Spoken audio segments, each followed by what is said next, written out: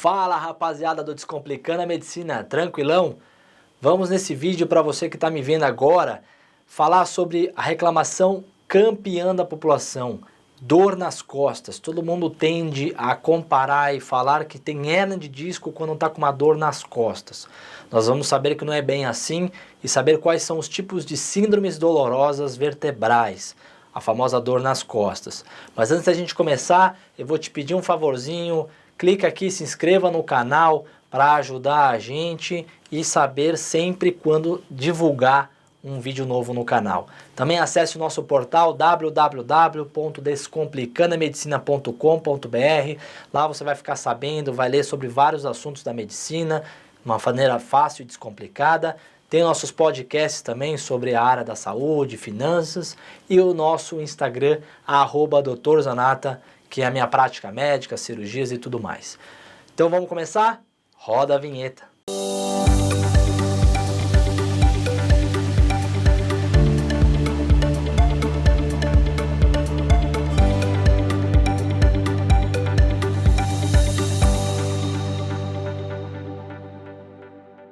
Pessoal, antes da gente começar a falar de hérnia de disco, ou seja, a discopatia, nós temos que saber a anatomia da coluna vertebral para falar sobre os discos. Então a coluna vertebral, ela é dividida em 7 vértebras cervicais, 12 torácicas e 5 lombares. Entre essas vértebras existe o disco, que a gente vai comentar mais para frente, serve como amortecedor e facilitar então essa coluna em movimentar, dar mais flexão para esses corpos vertebrais que são ossos. Existem as dores cervicais, torácicas e lombares.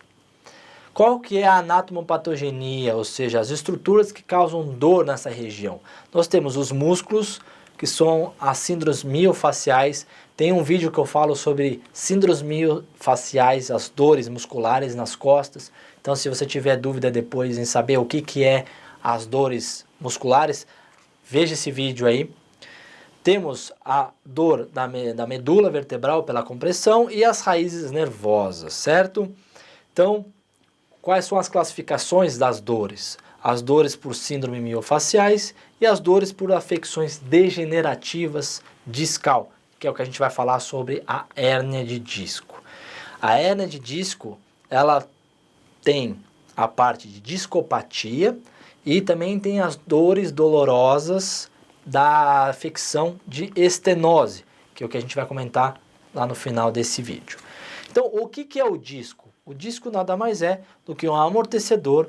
Ele é formado por um anel fibroso, a parte mais externa dele, e a parte mais interna é o núcleo pulposo, que é um mucopolissacarídeo. Ele é mais mole para ajudar nesse amortecimento entre as duas vértebras. Ele que recebe toda a força da região espinal, posição supina no indivíduo, ereto como eu estou aqui, esse disco aqui recebe toda esta força, então ele amortece as vértebras, senão teria as dores e a gente teria muito problema de movimentação.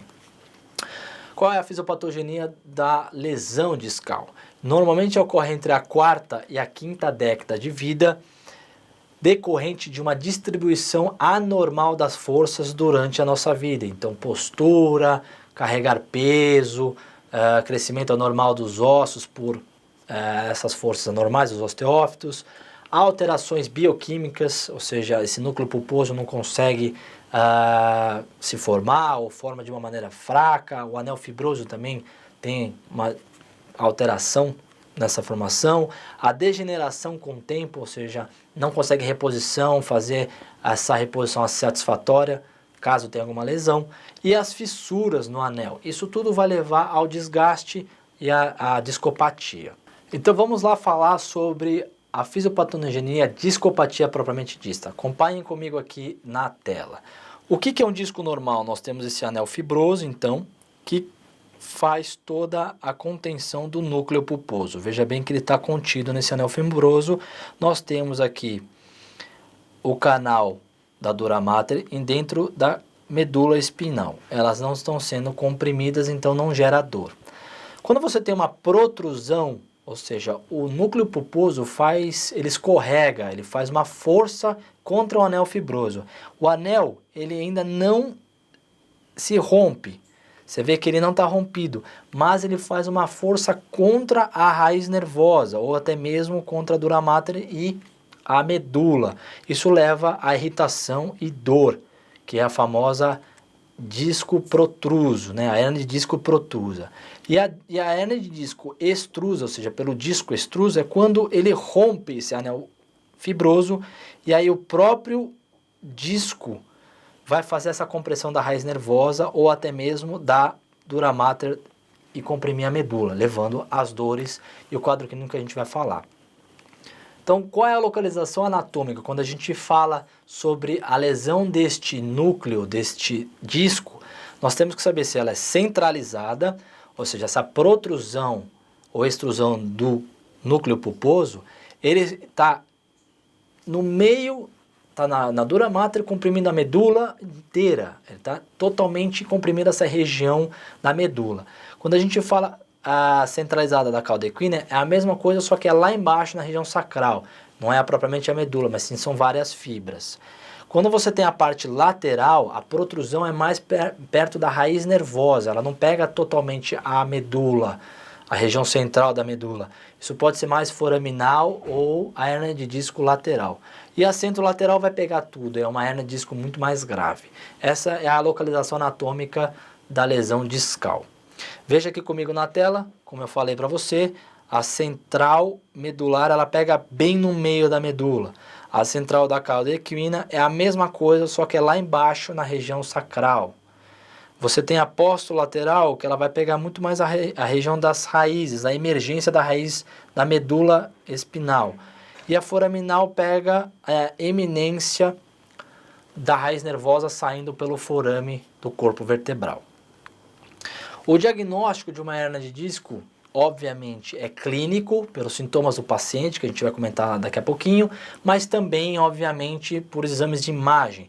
Então, olha uma coluna, uma ressonância de uma coluna normal.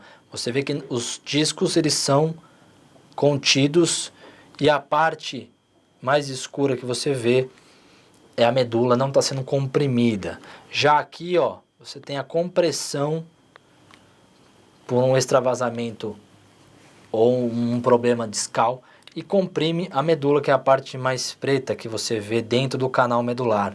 Olha a região cervical, onde você tem quase um pinçamento da medula. A protrusão ou extrusão do disco vai comprimir essa medula, levando à sintomatologia. Vamos falar então sobre sintomas e o quadro clínico de uma discopatia cervical, ou seja, dores na região do pescoço. Vamos lá. Repare aqui na tela que a gente tem uma extrusão do disco, levando uma grave compressão da medula.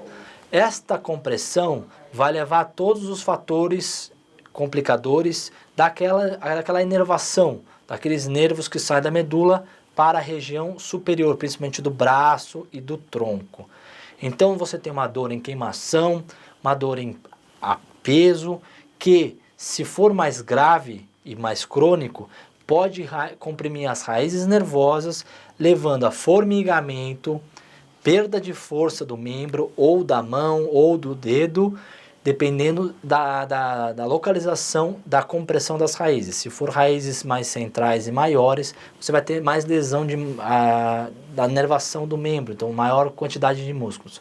Se for uma raiz mais distal ou mais fina, é um comprometimento mais focal. Você tem a piora com a movimentação de pescoço, obviamente, porque você vai comprimir a região cervical, amassando mais essas vértebras e assim o disco consegue comprimir mais, né, a raiz nervosa. A gente tem pouca melhora com a utilização dos anti-inflamatórios, porque isso é uma parte mais mecânica de compressão e não parte inflamatória, mas os anti-inflamatórios auxiliam na inflamação dessa raiz nervosa, que a gente vai comentar, e pode levar a uma síndrome miofacial. Se você não viu o vídeo de dores miofaciais, confere lá para saber o que é isso. pela contratura, você fica tenso porque está doendo, você não mexe o braço, você não consegue ter atividade normal, isso vai levando a contratura muscular, levando a síndrome miofascial. A principal causa de cervicalgia e hernia de disco é o telefone. Por quê? Porque cada vez mais nós estamos olhando para baixo e aí você consegue observar que cada 15 graus de ângulo olhando para baixo do pescoço, nós vamos aumentando absurdamente o peso da sua cabeça para a musculatura. Então, se você ficar muito tempo com a cabeça baixa, você pode até estar sustentando 27 quilos de peso nessa região cervical que não está preparada para aguentar tanto peso. Vai começando a ter degeneração discal e você pode ter hernia de disco mais ao passar da sua vida. Então, as causas, a ergonomia errada, postura no trabalho, olhar o computador, não ter o computador a nível dos olhos, a mão também, sentar, isso é ergonomia, postura errada, pode dar lombalgia, que eu vou falar mais pra frente. O uso de celular por muito tempo, durante o dia, as crianças tomem cuidado, porque hoje elas são novas, mas a partir com a evolução desse celular muito tempo uso, pode dar a cervicalgia mais pra frente. Fatores genéticos, como eu falei, bioquímicos desse núcleo, fatores degenerativos e a parte de fatores bioquímicos e genéticos. Qual é o tratamento que a gente tem para a cervicalgia? Nós temos um tratamento clínico que a gente vai tentar resolver esse problema até 6 meses. Então, nós vamos utilizar os anti-inflamatórios para tentar desinflamar essa raiz nervosa que está comprimida pelo disco.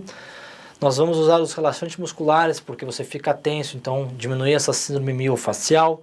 Vamos fazer fisioterapia para tentar tirar a inflamação, corrigir a musculatura e aliviar essa parte de postura errada que você tem. Fazer o RPG, que é reestruturar o equilíbrio do seu corpo, corrigir postura, o equilíbrio postural. Vamos, obviamente, remover o fator desencadeante, se for postura celular, tentar colocar aqui ao nível do rosto, nunca abaixando, mas sempre com a posição ereta da cabeça. Se você estiver muito ansioso durante o dia, tenso, sempre correndo atrás, ansiedade, esteja em depressão, usar um remédio para poder facilitar esse tratamento, procurar um médico na área da psicologia, na área da psiquiatria, para tentar resolver a parte da ansiedade e da depressão. Quando é que a gente tem um sintoma que o tratamento clínico não está adequado, os sintomas? Quando você está piorando a sua incapacidade do membro, ou seja, a sua força muscular está piorando, os formigamentos estão aumentando, você não está tendo mais sensibilidade do membro, isso daí é um quadro sintomático que a hérnia está comprimindo, está evoluindo. Então começa a entrar numa emergência. A gente vai ter que procurar um especialista em coluna para fazer o tratamento definitivo, que é a cirurgia. O tratamento cirúrgico consiste na descompressão desta medula, removendo o fator desencadeante. Pode ser uma dissectomia simples, só do disco, pode ser uma artrodese caso tenha uma alteração mais grave, seja por algum trauma vertebral ou deformidade desse corpo vertebral, é um outro tipo de abordagem cirúrgica, não é uma abordagem mais simples, porém nessa região não existe a chance de a gente fazer as infiltrações epidurais pelo risco de lesão de artérias e vasos que nutrem a cabeça vertebral, basilar, então é contraindicado essas infiltrações nessa região, certo? Vamos falar sobre as hernias torácicas, que são a mesma coisa, a extrusão do disco levando a compressão nessa região. Ela é muito comum, principalmente na região da transição tóraco-lombar, porque a região torácica, por causa da caixa torácica, é uma região muito estável, muito engessada. Você não consegue movimentar muito esta região da coluna específica, e sim a região tóraco-lombar. A dor é intensa do tipo intercostal, pode ser abdominal, caso seja mais torácica baixa, ou mesmo precordial, levando então a diagnósticos diferenciais com outras doenças, principalmente cardíacas. Nós temos herpes zoster, que a herpes zoster ela é uma infecção viral por varicela, né? E o vírus ela fica nos gânglios paravertebrais, levando acometimento em metâmeros, podendo dar dor nessa região. sendo um grande diagnóstico diferencial. Espondilite anquilosante, tumores, fraturas, vai tudo falar a favor de diagnóstico diferencial de hérnia torácica, tem que ser investigado. E a campeã de reclamação são as lombalgias por hérnia de disco nessa região. Então vamos comentar sobre o que é a hérnia de disco lombar. É a mais frequente dessas discopatias, tanto cervical quanto torácica, certo? Ela é dividida em lombalgia, que representa toda a afecção de dor dessa região. Dividida então de lombocitalgia, porque a gente vai falar o que é, hérnia de disco extraforaminal e a síndrome da cauda equina. Vai acometer principalmente adultos jovens na terceira, quarta e quinta faixa etária, pela problema de discal. E vai depender da sua altura. Se for uma hérnia lombar mais alta, acomete e gera sintomas mais graves. Mais baixo, sintomas normalmente de ciatalgia, que a gente vai comentar. A lombalgia, como eu já falei, é um conjunto de dores dessa região. Pode ser muscular, pode ser óssea. Então, a gente fala em lombalgia, eu estou com dor nessa região. A lombocitalgia, ela quando acomete as fibras mais baixas, L4, S1. Por isso que você fala ciatalgia, porque o nervo ciático ou isquiático, ele se forma no plexo lombosacral e aí você comprime essas regiões levando as dores para a perna, que é a famosa manifestação de quem fala que tem dor de hérnia de disco lombar. Formigamento, perda de eficiência de força muscular na perna, parestesia, não sente a ponta do pé, tem dificuldade de flexão.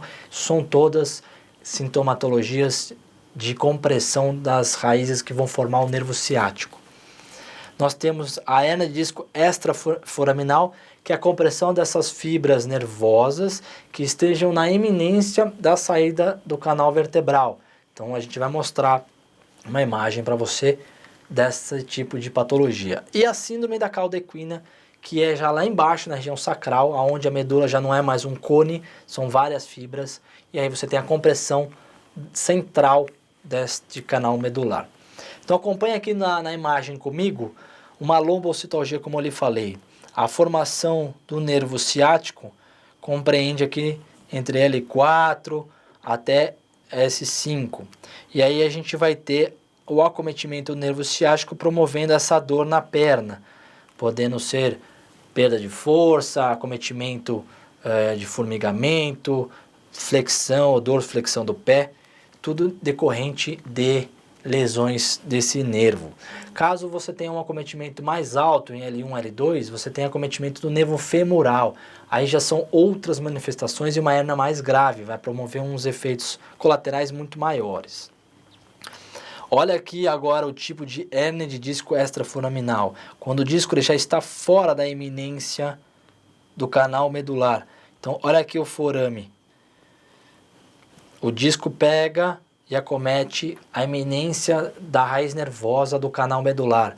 Isso tende a ser unilateral a manifestação clínica, porque não pega o canal medular, não pega mais globalmente a medula, promovendo lesões bilaterais. Então você tem normalmente a queixa só de uma perna. Todas as que eu falei, a manifestação clínica tende a ser unilateral.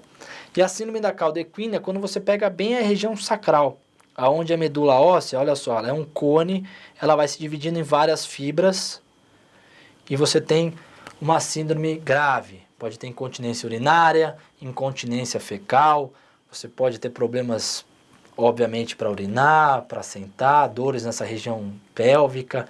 Isso é bem grave, tem que tratar. Olha aqui que o disco se faz a protrusão, a extrusão do canal medular e comprime o finalzinho do canal medular, onde a medula já emitiu em vários ramos mais finos para o corpo. Então você tem uma compressão central, lembra que eu falei para vocês do tipo da discopatia? É uma compressão central, porém as fibras já se dividiram. Então a manifestação clínica é diferente de uma compressão total da medula. Quando a gente tenta fazer o tratamento clínico, nós vamos sempre pensar em melhorar a postura do paciente, tirar o fator desencadeante, fazer a correção postural, equilíbrio corporal, vamos tirar a sobrecarga mecânica que ele está sofrendo. Podemos entrar com analgésicos, anti-inflamatórios e relaxantes musculares, caso tenha também a síndrome miofascial correlacionada, certo? E fazer a fisioterapia na região para tentar desinflamar a raiz nervosa, que é o que dá a dor, e melhorar a parte discal, tentar regredir esse processo de extrusão do disco. Então a gente fazendo essa parte de diminuição da inflamação e cuidando do disco, tentamos não ir para a área cirúrgica, remoção do fator desencadeante cirurgicamente. 75% dos casos é possível tratar, curar uma hérnia de disco somente com tratamento clínico. Então, como eu lhe falei, postura, melhora da qualidade de vida, alimentação, analgésicos, fisioterapia e musculação dessa região para fortalecimento e diminuição da sobrecarga mecânica desse disco. Porém, as pessoas que não têm a melhora ou a piora dessa sintomatologia, igual a cervical, aumento da paraplegia, aumento da diminuição de força muscular, aumento do formigamento do membro, incapacidade, ou mesmo aumento da dor, aí assim a gente tem que indicar a parte cirúrgica do tratamento.